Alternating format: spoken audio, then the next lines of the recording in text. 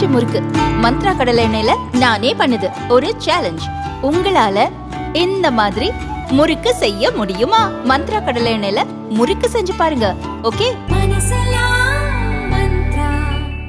இந்த வருடத்தில் மட்டும் சென்னையில் சைபர் குற்றங்கள் மூலம் 189 கோடி பணத்தை பொதுமக்கள் இழந்துள்ளனர் என்றும் 1679 சைபர் குற்ற புகார்கள் கொடுக்கப்பட்டுள்ளதாகவும் போலீஸ் கமிஷனர் அருண் தெரிவித்துள்ளார். சென்னையில் இந்த ஆண்டு ஆகஸ்ட் மாதம் வரையிலான 8 மாதங்களில் மட்டும் 1679 சைபர் குற்ற வழக்குகள் பதியப்பட்டுள்ளன. அதில் 1589 வழக்குகள் ஆன்லைன் பண மோசடி தொடர்பான வழக்குகள்.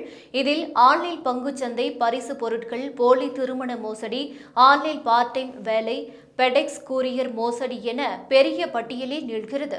வழிப்பறி, கொள்ளை, திருட்டு போன்ற சம்பவங்கள் நடந்து வரும் அதே வேளையில் இதுபோன்ற சைபர் குற்றங்கள் தொடர்ந்து அதிகரித்து வருகிறது.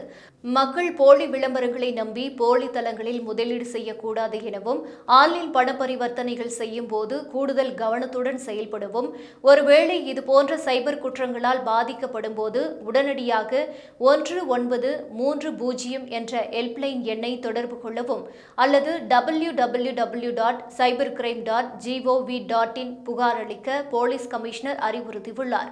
மேலும் சைபர் குற்றங்கள் தொடர்பாக பொதுமக்களுக்கு விழிப்புணர்வை ஏற்படுத்தவும், சைபர் குற்றங்கள் தொடர்பான புகார்களை விசாரிப்பது பற்றியும் வழிகாட்டு நெறிமுறைகளை வழங்கியுள்ளார் கமிஷனர் அருண்.